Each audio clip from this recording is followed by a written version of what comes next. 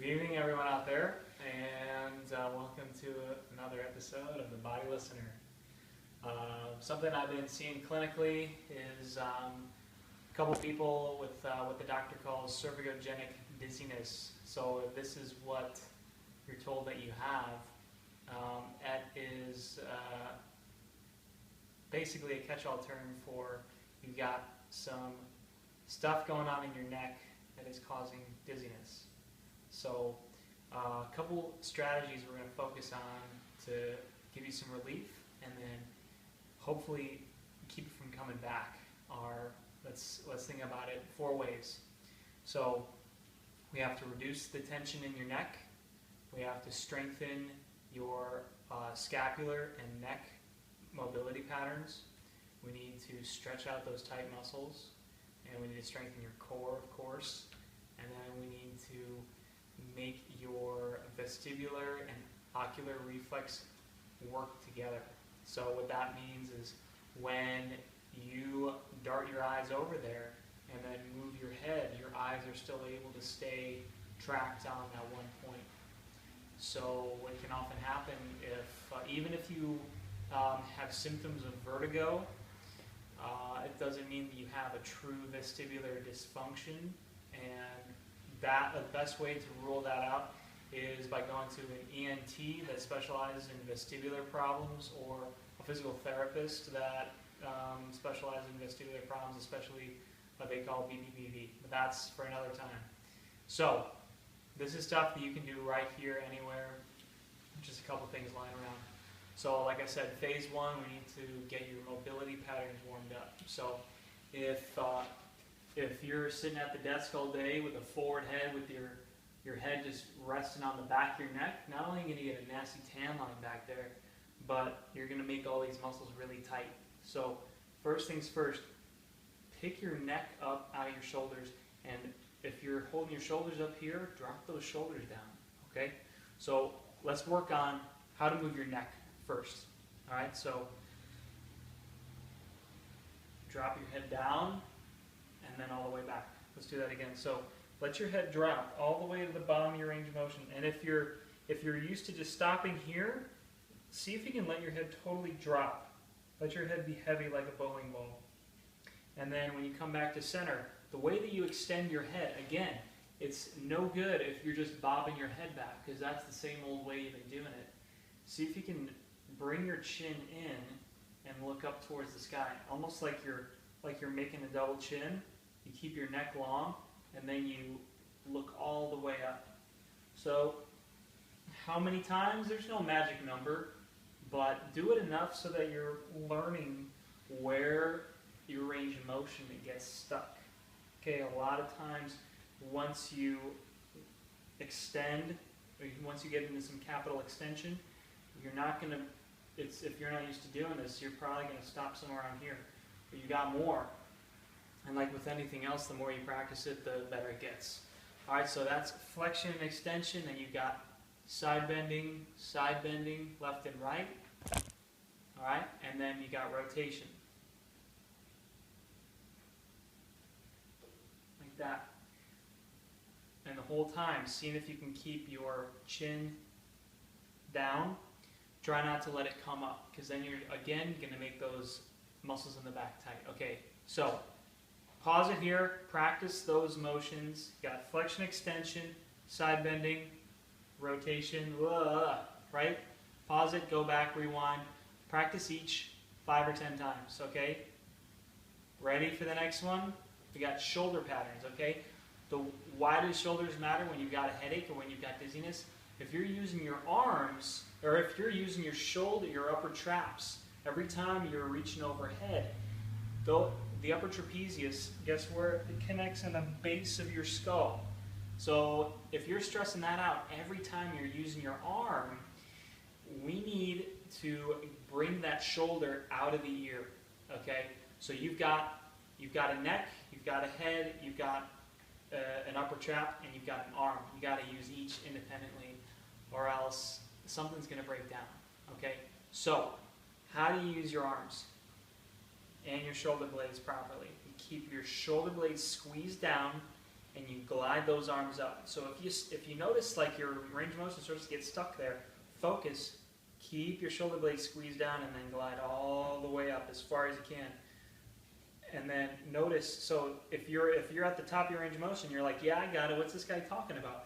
Then see if you can bring your ear into your shoulders. If you can't, if you're running into your shoulder, bring those shoulders down. You'll probably notice you got a lot less range of motion. So again, practice this. It's a good one to do at the beginning of the day. Or if you ever notice that your shoulders are getting tight with a lot, I see some electricians, they're working overhead all day like this. Ugh, it's a lot of tension. Bring those shoulders down. So you got abduction as well, okay? If you're bringing those shoulders up into your ears, what Kelly Starrett calls DB position, yeah, you're gonna have this going on. So keep those shoulders down and pull the arms up as you pull the shoulder blades down. Okay? Pause here, practice those two. Okay? So far we've got cervical range of motion patterns, we've got the scapular stabilization using the arms. Now let's strengthen those patterns a little bit. So we're going to start with some basic scap stabilization stuff. One of my faves is doing push-ups from the knees. Okay, so it's a good way to just isolate. If you don't have full strength to do full body, just put your knee, come into a plank, put your knees down, and then squeeze your biceps out, pull yourself to the ground. The common fault here is once it gets a little difficult, you just drop your chest between your shoulder blades. No, you keep your hands pressing into the ground, squeeze yourself down, squeeze yourself back up. Okay, so maybe you can only get here before you start to collapse. That's fine, just stop there, come right back up. Okay, that's number one. Number two, you got Y's, T's, W's. So arms out to the side in a Y, so your body looks like a Y, like YMCA from the top. Pull your shoulder blades into the body, lift up, lift your hands up. 5, 10 times. And you're breathing. Do not hold your breath. Okay? That's your Y's. Your T's, thumbs up to the sky again. Lift your shoulders, look straight down. Do not look forward. That's going to tighten your neck. Lift up. Okay? Now, W's, look straight down, pull your shoulders up, squeeze your elbows back. Okay, Y's, T's, W's. None of it is coming from the upper traps. It's coming from right here in the middle of your shoulder blades, right there. Okay? Next set, again on the ground. Supermans. So, lift everything up. Bring your palms up to the ceiling. Okay? And you're reaching your fingers towards your toes. It's no good if you're doing it from up here with the shoulders near the ears. Okay, I'm like a broken record. Anything done with this posture is just going to tighten up your upper traps and won't help you, might make you worse. And then you'll be blaming your PT. But it's up to you to do it right. Okay? So, a couple exercises there for scapular stabilization. Now let's move on to core. Okay? So, again, what's the point of doing core if you're able to keep your thoracic spine in the right spot, as well as your lumbar spine? Your cervical spine is going to be in the right spot. So, if you are in this posture all day with your upper back rounded, your cervical spine is already hyperextended. So when your PT tells you, hey, your neck is tight, we need to get that moving, and you can't go further than this, well, you can do as much to the cervical spine as you want until you get good overall spinal posture using core strength to keep it that way. We need to make sure that everything below the cervical spine is working properly, okay? So, a couple core things. Let's start in a short plank position. Elbows directly underneath the shoulder, so not forward, not back. And tuck the toes under, lift straight up.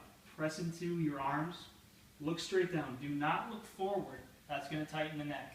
Look straight down and breathe as you turn your head side to side. Set it down, take a break, reset, come right back into it. Don't hold your breath. Alright, next, hands and knees.